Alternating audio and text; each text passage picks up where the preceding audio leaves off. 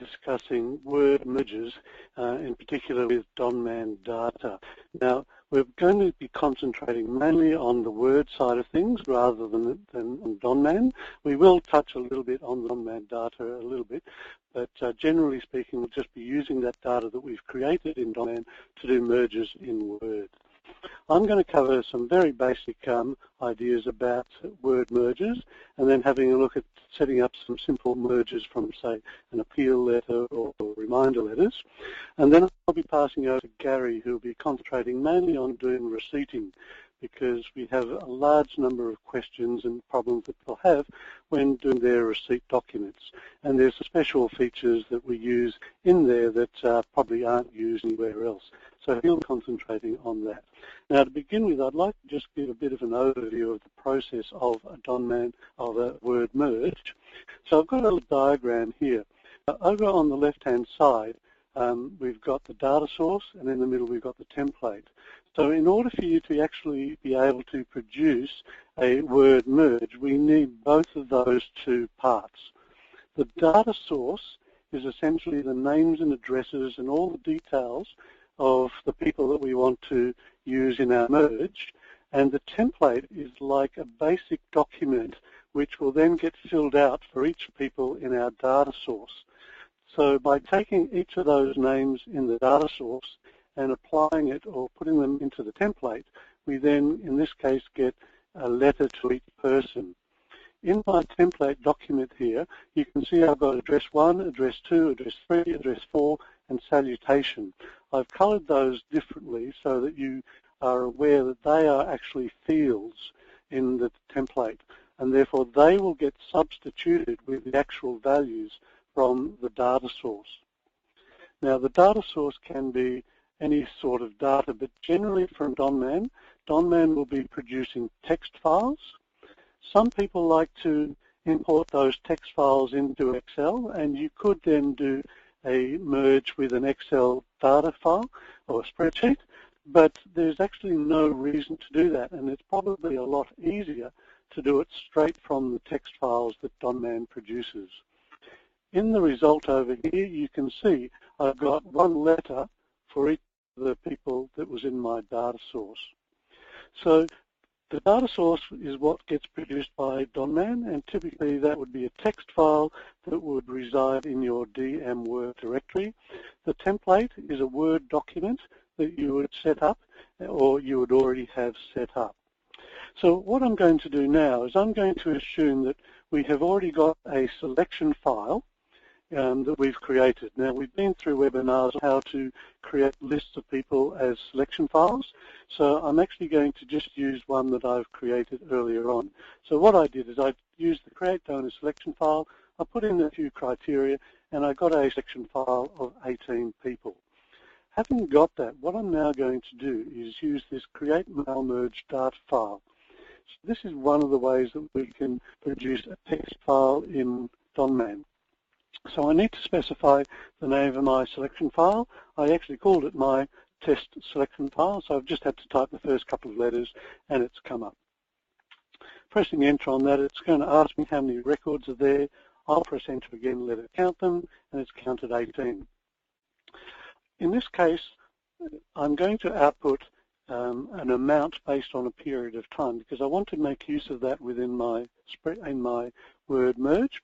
So I'm actually going to say yes here, and I get a pop-up, and I want to know for each of those 18 people how much money they have given me in, say, since the beginning of last year. So I'm just going to go 01, 01, 14 through to blank, just means from that period onwards. I don't care about any particular campaigns or ledger codes. So that's actually going to produce 2 extra fields in my merge data file. They will be called period total and period count. Other things that you may need to be aware of when you're creating this file is you can either create formatted name and address, where it produces address 1 through to address 8, or we can have separate fields where you have things like title, first name, surname, position, company, etc., etc. The rest of this I'm not really going to worry too much about. The name of the file, typically I would create a name that wasn't appeal.txt. I'm just going to call it mn1.txt just to be brief, but normally you would probably call it the same name as your selection file. Yes to override that. Now, if I had a document already set up for this, I could say yes here, and in the box below, I could then specify the name of that selection file. However, of that merged data file, merged document, I'll get it right.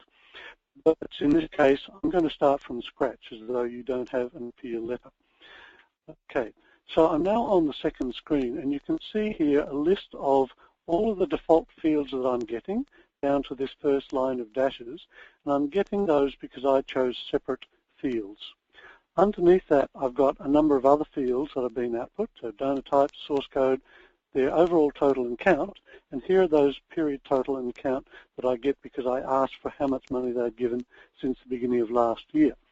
I want to also add their email because I might want to do an email for some of these people if they have an email address. So in order to do that, I can select File, and there is, in this case, only one choice. And if I click on Field and on the ... I can then scroll down until I find any fields that I want to add. So there's email, so I'll just tick on that. I could add other ones if I wanted, and then I go OK. And that's now added it to the list, and that will be there permanently until someone comes along later on and chooses to remove it. So I now go on Continue. That's now produced my file. And if I want to have a quick look at that just to see what it looks like, just so you can see what it looks like, I can choose text files, and you can see the names and addresses of those people. Now this is a tab delimited file, so you've got spaces or what's actually tabs between those. So this is the file that I'm going to use as my data source. So now that I've done that, all I need to do is pop into Word, and I can now create a new document.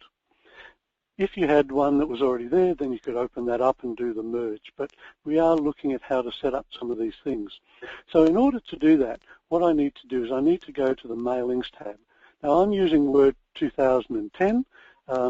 The prints and the way that these things look are pretty much the same from 2007 up to the very recently released 2016 versions of Office and Word.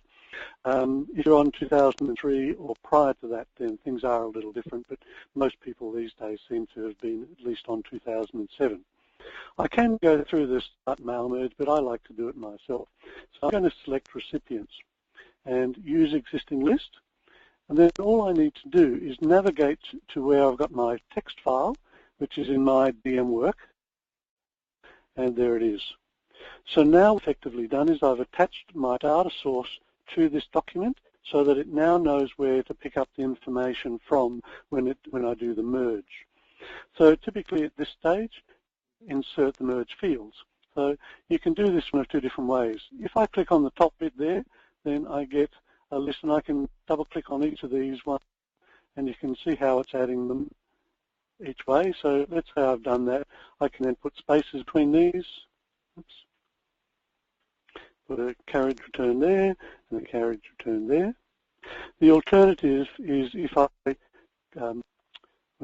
click at the bottom, I can choose one at a time. So I can now, I'll go back to this and go to a new line. And so I'll do the same thing, but I can just add street 1, put a carriage return, street 2. Oops, somehow I got that in the wrong spot.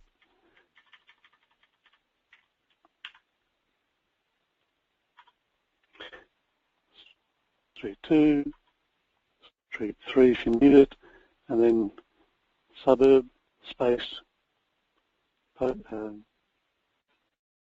state, space, postcode. And then you'd probably put it in there. I don't need to worry about that too much, although there is a date field provided by Donman if we wanted to do. I'll actually just add the salutation. Okay, so you can see these fields because they've got these little double triangular brackets around them. If I want to see what that's going to look like with a bit of a sample, we've got this preview results here. So if I click on that, you can see what the first person is going to look like. And I know it's the first person because this number here next to it is showing number 1. And I can go to number 2, number 3, number 4, etc., just to see. So I'm not actually doing the merge at this stage. All I'm doing is just checking to see that it's looking somewhat correct. Now, I might just save this so that I don't have to worry about recreating a document at some point in the future. I'll save this into the work directory, and I'll just call it test peel. Okay, so that's my document. Now, obviously, after this, you put in some words, please give us some money, or I actually have some fields there. So what I might do is I might actually say something about the information, the amount of money that they've given, such as our records show that since last year you have given us the sum of, and I can again add a merge field here, and I'm going to output the period total, which represents how much they have given since the beginning of last year in this case. So I'll just save that, and if I do my preview results, you can see I've got that value in there for Mr. Wayne and Adams. Now, to do the actual merge itself, it's simply a matter of going up to Finish and Merge over here on the Mailings toolbar. Now, there's a few options, but typically you would say Edit Individual Documents, and this will now create a document for me of all 18 of those people that I had in my selection file. Alternatively, let's say I only wanted the first 5. I can just say from 1 to 5 here, and it will then create me a document of 5 pages. So here's page 1 for Mr. and Mrs. Adams. Here's our second one, and as I continue to go down, hopefully I'm not going too fast, but for each one you've got a different person's name and address. Oh, someone's got some nice details in there, and we've got the amounts. So this is now a separate document. In this case it's called Letters 1, and so typically that would be printed off. So it's all fairly straightforward at this point. I'm not going to bother to say that. Now, there are a number of options that we can use to perhaps further improve our document. For instance, one of the options that we have is a thing called an if-then-else field. Now, at the moment, everybody's getting the thing to say, our records show that since last year you have given us the sum of. If I want to put a qualifier on that sum to say whether it's a great or fantastic sum or a poor sum or something along those lines, I can put an if-then-else field here and get it to check how much money they've given, and if it's over a certain amount, say, I can get it to say, oh, that's a fantastic amount, otherwise maybe I just leave it blank, or maybe I put pathetic or something like that. So what I'm going to do, I'm going to add an extra space there, and on the Mailings tab, if I go to Rules, there's this if-then-else field. So when I go to that, I can pick the field. Now the field I want to use is going to be period total. So I scroll down to period total, and it's going to say if period total is greater than or equal to, and if I put 250 in there, I want the word to come out as being fantastic. But if it's not greater than or equal to 250, i.e. it's less than 250, I want to put the word pathetic there. Okay, so if I do that now, you can see in this case, for donor number 1, or the first person in my file, it says given us the fantastic sum of 442. If I now go to the next person, it's now saying the pathetic sum, and fantastic again, etc. So if I were to do the merge, that would then put that different word there depending on how much they've given. Now you can use that for other circumstances, like if later on we look at the reminder letters for perhaps membership, you might output the member code. You might have different levels of membership, such as gold, bronze, silver, and depending on the actual code that they have, you might put something like, if it's gold, then the renewal amount might be $500. If it's silver, it could be $200, and if it's bronze, it might be $100.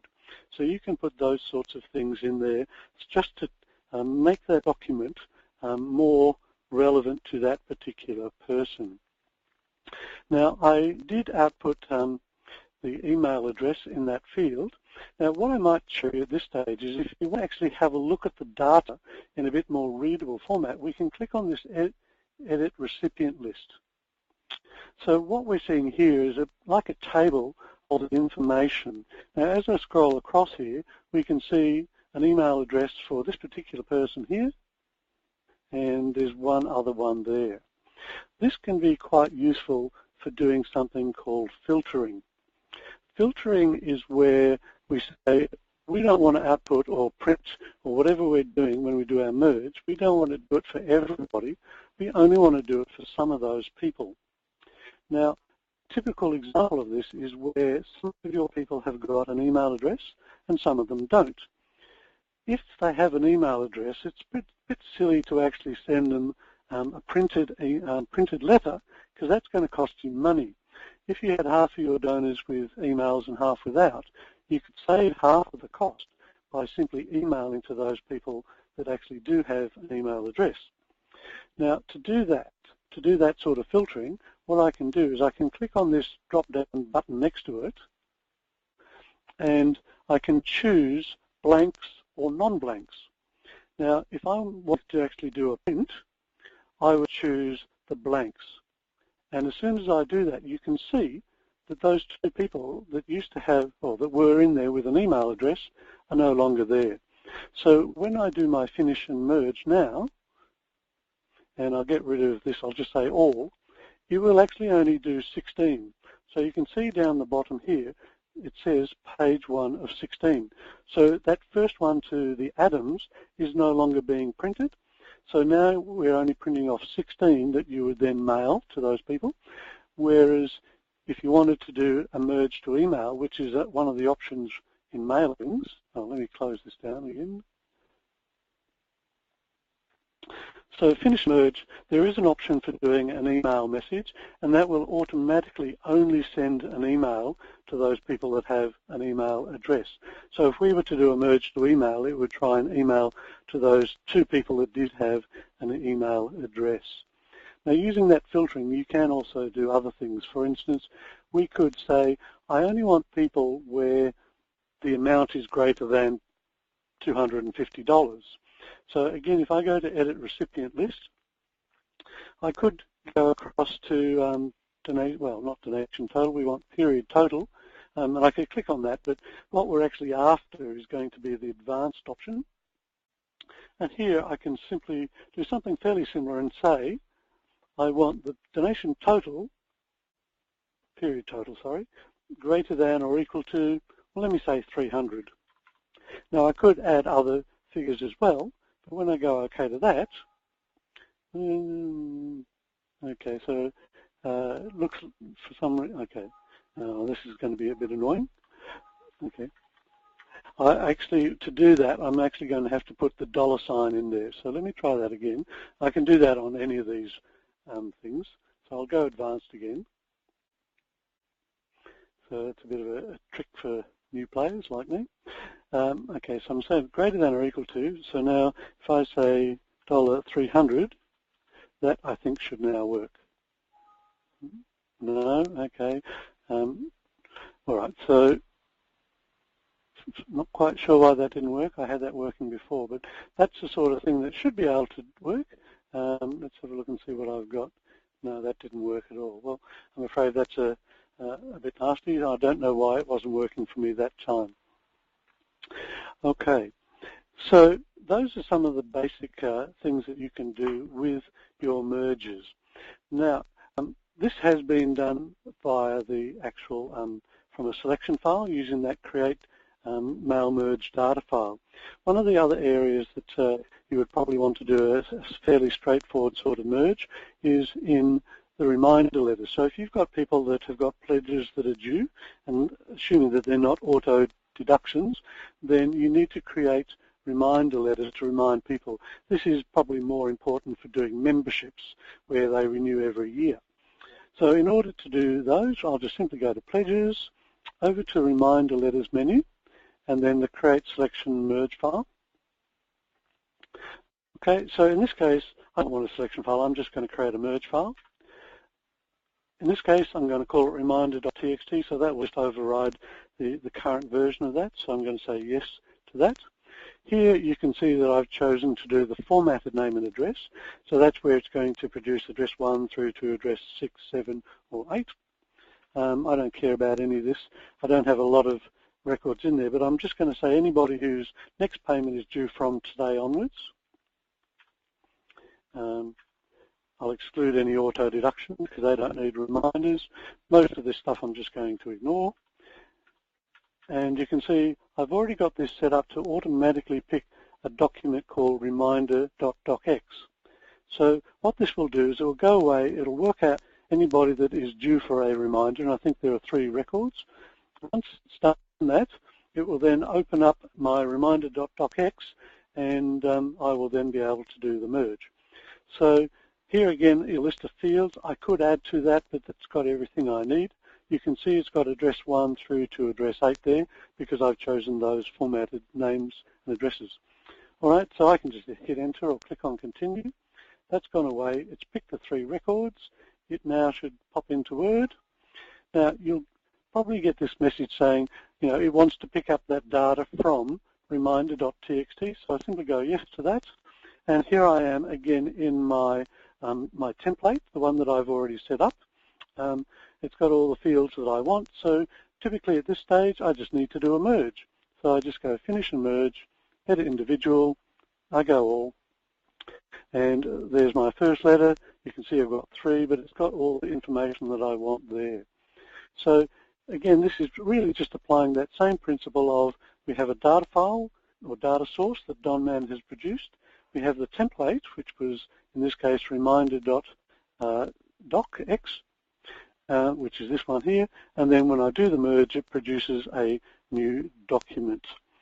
Now, one of the things I haven't actually covered is doing labels. Now, I'll just try and do that fairly quickly. I'll use my original data file. I'm just going to create a new document here. I go to mailings. I can go start mail merge, and I'm going to select labels. Okay, now I'm going to use this one, labels. This is what I used last time. Avery A4, A5, 7157. So I'll just use that. That's 3 across and 11 down. So what I need to do now is actually select my data again. So use existing list. I'm going to go to women, same one, and I'm going to use my mn1.txt that I created before. And again, I simply insert the relevant merge fields. So I'll do title, space, first name.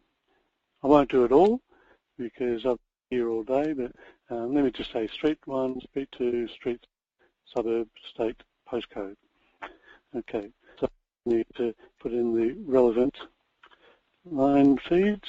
Oops, I might need to change some sizes here.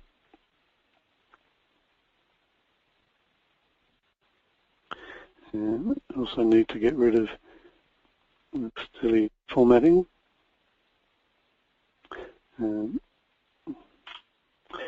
I probably should change the size on this as well, but we don't really need to worry about that. And once I'm back in mailings, all I need to do is say update labels, and it then updates that for all of them. And if I preview my results, that's what my, oh, obviously I've missed something here. Need a carriage return at the end there. Try that. So I need to replicate that again. And if I look at it again, so that looks a little bit better now. So that's how we do our labels. And again, if we save this as a label master document or template, then I can just reuse the same one each time, either using an updated version of the same data file, or I can change the data file. If I save this file, when I come back to it, it should remember where to pick up the data from. So I'm now going to hand over to Gary, who's going to take you through specifically word merges with receipts. Thanks, Murray. Receipting. Now, it's one of the things, of course, that we do as a big part of Donman, but the principle of it is very similar to what Murray was showing you for doing the actual letters as a one-off letter. The primary difference is that the receipt is made up of 2 components. One is the template for the receipt itself, and the other one is generally the letter, which is the text of the letter that we're going to send somebody.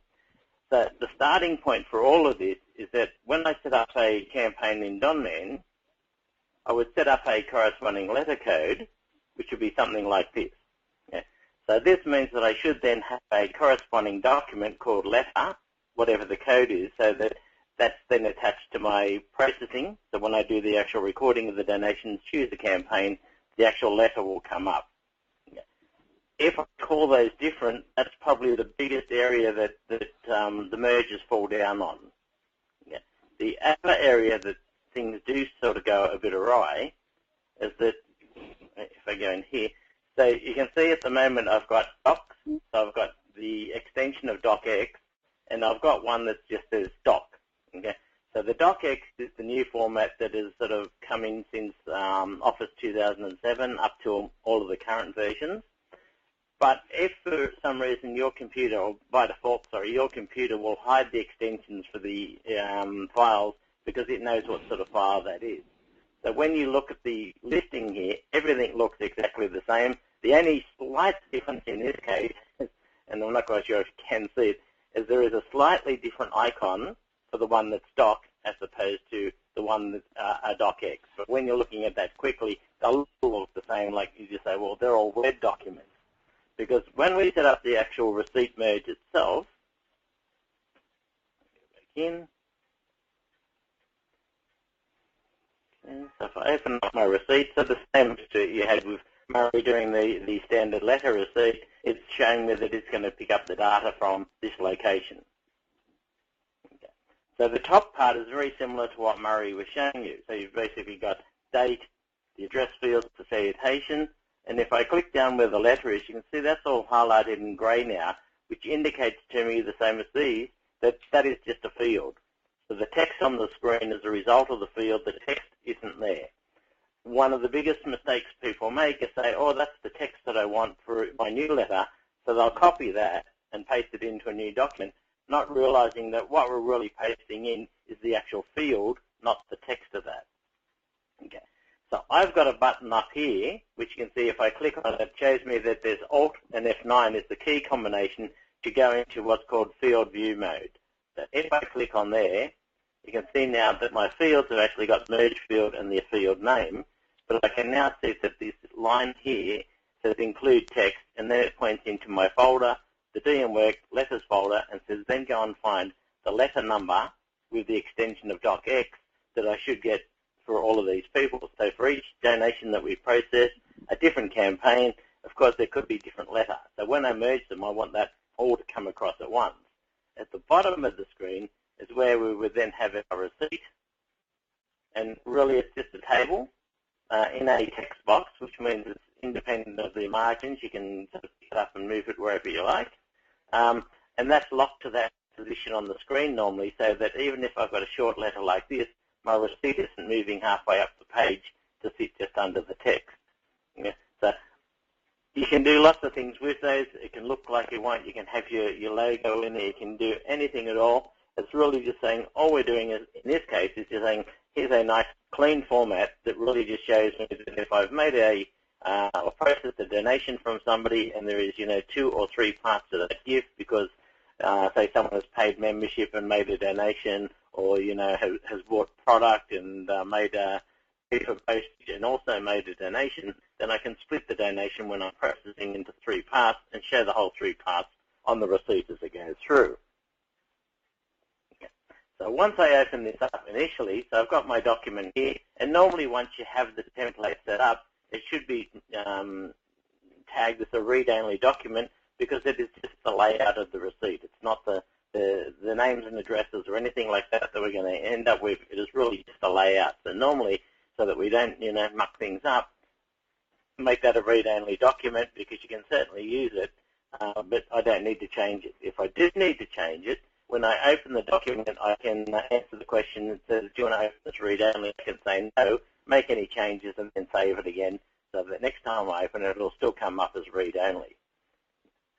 So just like Murray was showing you previously, the data for this one is normally already attached because when the document, the template was set up, we would have had either a real donation file or a sample file there that's got the fields in that we can attach to the template. Okay, so if I go to mailings, edit recipient list, okay, so we can then see that, yes, I've got my names and addresses and things just like Murray had before. But as I go across, past all my fields, I've got the 8 address fields, I've got the date, the citation, the donation amount, the receipt number. So this is where it starts to get different because I'm getting different detail in here than I am for my standard receipt. I'm in my standard letter. So when I'm receiving, I do want to know how much the person gave me, what receipt number, the date of their, receipt of their donation, the person's name, and the letter that they're getting. Okay, so in this case, you can see I've got letter, gender, news, etc. So, okay, beautiful. Everything's looking good. Let's go and try and do the merge. So normally from the processing program, when you're in Donman, and you go through, and you go, okay, now I've got to the point where I want to now create the receipt merge data file. So it, by default, will create a text file called names.txt, and it will rename the previous files up to number 7. So you'll have names 1 to 7 in the DM work directory, or if you're multi-department or multi-company, you'll have a different working folder name, but the principle's the same. You'll have the last 7 of all of these files, as well as the current one. So if something went wrong and I couldn't merge today, I could certainly go in and pick up names 1, 2, 3, or 4, so I need to remerge those particular ones now. So for this one, it is names being the current file. So if I go across, finish and merge, edit individual documents, and normally we just say all. Okay, so if there's a problem, like this one here, saying we couldn't find in the SDM work letters a document called lettergeneral.docx. Yeah, so if you get something like that, you'll get the error messages come up. So as I scroll through the finished ones, I can see I've got my letters, I've got the people's names, I've got the details for the receipt. Everything's looking exactly like I want it to. And as I scroll down, I'll see I've got one here now that says error not a valid file name. So this is where I would then, again, either click on the button or push Alt F9 so I can actually see the letter that it's trying to open up.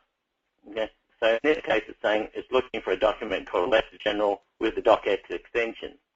If I then go back to my DM work, so in here, your field is either going to be pointing straight into DM work, or more recently, we've started suggesting to people it's easier if we just have a letters folder that has all the actual thank you letters or the receipt letters in it, because the DM work directory starts to get very busy.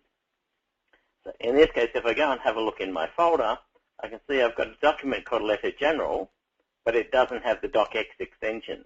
I can't just rename the document here because it won't work, because it's not just the extension that's different, it's the actual structure of the file that's different. So if I were to right-click and say rename that and change the extension, it'll still fail. It won't work as it is. What I need to do is open the document and then do File, Save As.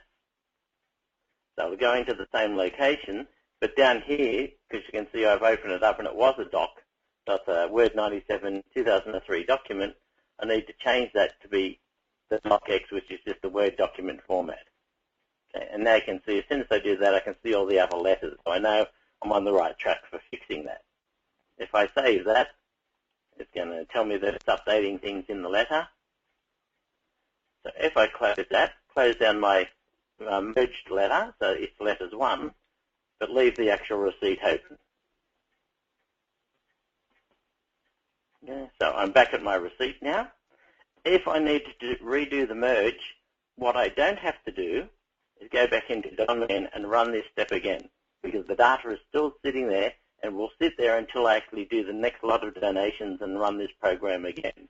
So if I keep going into here and creating the data, in this case it probably won't let me because I'm out of sequence, but if I keep creating the data, I'll actually lose all my backup files. So my names 1 to name 7 will all contain exactly the same thing. So if you get to that point, just remember that the data is still sitting there. I can still use my receipt. I haven't actually changed anything as far as the document goes, but I have changed the name of the letter that needs to be inserted into this document. Okay. If I go across to finish and merge again, edit individual, again, all records, and then Okay, so in this case, it hasn't popped up an error message, and because I've still got my button pushed in, I haven't seen the text. So that's also something that people, quite often do, and we go, oh, what's happened? I haven't got the text on my letters now. I haven't got an error message, so I'm happy about that, but I haven't got the text, so I'm not happy. So if that does happen again, Alt F9, or if you've got this button up on your quick launch bar, just click it, and then you'll be able to see the text of the letters. So it's really basic as far as getting these things to work and keeping them working. Relies on having some consistency for how I've called the document in Donman, and that they're all docx or they're all doc. So I can't have a mixture of them, because in the field I can't put something that says doc and have a wildcard there, because Word will just ignore it. It'll stop at the doc. So I need to have all of my receipt letters in the same format, the old format, like the doc, or in the new one with the docx extension. It really doesn't matter. They just have to be the same. Otherwise, they are going to fail. Okay? So other than that, everything sort of comes across exactly as I want. I've got the letters. I've got the receipts. Everything's filled out with the details from the person's donation. And from there, I could go through and now print those out onto my letterhead paper. If you've got letterhead paper that you're using as the receipt, then it's really just a matter of changing the receipt template to have the letterhead already embedded into the document. So when you merge and print, you're just printing the whole thing at once. Now, there are a couple of organizations that have things a little bit more difficult or complex, shall I say, than that, where we've got different letterhead because we're running sort of multiple departments or multiple organizations within the one system. In that case, the document or the receipt would have not much in it except this field here. Okay? And then each of the letters will have the letterhead and the fields and absolutely everything. So basically the whole layout, so that when I merge them, the text will come across. Okay. Doing that sort of thing, if the structure of the templates is fairly similar as far as the size of the header at the top and everything like that, it works fairly well. Sometimes if we get big banners that are colored and they're different JPEG files or bitmap files, etc., we really have to be consistent to make sure that they are always the same size and everything, so things fit.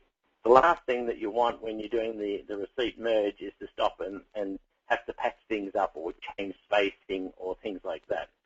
One of the other things that does come into play, as you saw when Murray was doing it slightly before, that by default, when you're in Word and it has a paragraph setting that may be something like 10 point after, and the line spacing will be 1.5 lines or something like that. So of course, if I've got something like that, my letter here is going to blow out terribly. The fields are all going to have extra spaces, and they're not going to even be single space lines. They're going to be all the way through. And so my one-page receipt may now end up being 2 pages, because all of this text, if I do OK there, and so you can see straight away, it's taking up a whole lot, and there's not much of a letter there. But everything is blown out because my format of the standard style here, if I go back, okay, format paragraph, so now that should be 0 point, and that should be single line. If I want to have a carriage return in there, or I want to do some, some extra spacing in the letter, you can certainly do that, but it's not necessarily what I want to have as the default. So if that happens, you can right-click on the normal up here, so it's go and modify that, and once you do that, that will be it in Word unless you change it again. So your spacing will be single every single time. When we fold letters, sometimes we are trying to find a consistent spot to put the actual, fold line, because when we merge, go back here, and preview the merge, you can see in this case, even though there's only 3 lines of address, the system has left, or Word has left, the next 3 address lines, even though there's nothing in there, so that when I fold the letters, it's either going to be probably just above or just below the citation line, which means I'll get my envelopes every single time. In order to do something like that, what I've done up here is put a toolback which was in very old versions of Word called the Mail Merge Helper, because it's an option when I go into it under Merge that says print the blank lines even when the data fields are empty. So that will work in the case of address lines as far as, address 1 to 6 like we've got here traditionally. But if you've got things like street 1, street 2, suburb, state, postcode, etc., that won't work very well at all because I don't want to have spaces in there. But when I do the address blocks, because they're built by Donman to be single fields, that when we look at it, you can see address 1 is basically the person's name, address 2 is the street address, address 3 may be the suburb, state, postcode, or as you can see as we go across, I've now got a business name in there, then I've got a street address, and then I've got the suburb. So the system, or Donman, when I create the data, we'll put those into an address block, which for reminder letters and receipts and those sort of things that are consistent, or even your appeal letters. If we want to, send them out and have them in window envelopes, and I want to fold at the same spot every single time, I can certainly do that, and that maintains that. So I now don't have to worry about, moving it down 2 lines or up a line or doing anything like that, because the salutation is now fairly consistent on every letter, no matter if I've got 5 or 6 lines here. Some people don't like it because they say, well, now there's too much of a space, but it's like everything, it's a bit of a trade-off as to, having somewhere where you can fold consistently and, not have to muck around with every single letter, or, I want to have it so it's not, having that big space. It's totally up to you guys as the individuals or as an organization which way you want to do that, but there are lots of options that you can do. So you can do it one way or the other. If I were to go back in here now and say, no, I don't want to do that, and close it, so you can see now that the salutation has moved up the screen and there's only 1 line in there. But it means that my fold line is now going to be, in the start of the letter if I'm doing it consistently around this same point here. So one way or the other, you can do it, and there are lots of options for doing that in Word to, customize it the way you actually want the merge to look at the end of the day. So really, for your receipts, just remember that your letters have to be consistent. What I've called it in Donman, I have to call that the actual physical letter the same name, so they all start with letter, and they'll have the code. In this case, I've used the underscore as the first character of the code because it still makes it very easy to read my letters. Because if in this case, I've only got very few letters, but if I had, 50 or 60 or more letters in here, and they've all got, just the name and there's no virtual space in there, then they get very hard to read which letter's which. You can't have a space in the name itself, so I can't have something like that, because Word will stop at letter, see there's no other character, and not read the rest of the name, so it won't merge in that case. So if I'm going to have the space, use the underscore to do that, or even a dash or whatever you want, but make sure you've called that exactly the same in Donman. So when you've set up the code is underscore news, and the letter then becomes letter underscore news, and it's either the doc or the docx. If the extensions are being hidden, so when you go into your folder and you look at the documents or any of the files and the extensions are hidden, that's a role of Windows itself. There's nothing Donman can do about that. But if you go into Control Panel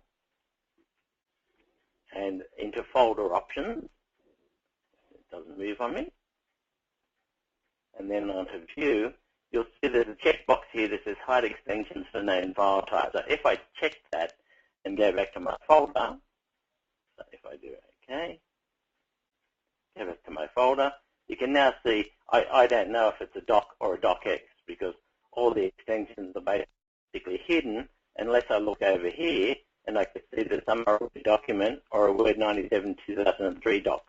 But this is where it gets confusing because when people don't look over here, they say, how can I have two the same name? Because it doesn't make sense. I mean, but that's because the extension itself's been hidden. So if I go back, click on View, take the tick out of there. So straight away I go back to I can now, to my folder, I can now see the extensions on the document. So sometimes when you're looking for files or you're trying to, troubleshoot some of these sort of things, these are the very simple things that really trap people. I'm sure Murray has had the same. We've had lots of conversations with people trying to explain to them the difference between these extensions and that, it's a totally different sort of file. You can't have a mixture of them. It just does not work. Word is fairly good for what it does, and you can do lots of things, but it doesn't like you have multiple different extensions in that field. Okay. So hopefully that's clarified a little bit of how the receiving sort of works and how the general mail. You can use the data out of Donman to put into Excel. You can import it into Excel. You can use it in Word. You can do labels, letters. You can do email straight from here. So hopefully that's given you some clarification. So I might hand back to Marlon now, and we'll take some questions and see if we can help everybody out. Thanks, Gary, and thank you, Murray. Just a reminder, everybody, if you missed the opening spiel, if you have questions, you can type them in the which is in the little control panel, so you just need to open that up, type your question in the box, and we will read them out and answer them. But there isn't any questions logged at the moment, Gary, so I might just give everybody a couple of moments and just give a plug for our next webcast. Is Tuesday the 17th of November at 2 o'clock, and that's Australian Eastern Daylight Saving Time, of course. We don't have the details up yet on our website, but it will be up there shortly, and of course we'll send it out in an email to you as well with the topic and details.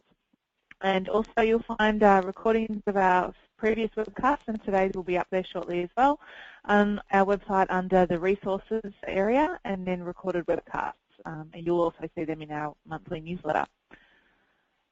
Doesn't look like you've got any questions. Just one moment. All right, well, I'll ramble on that.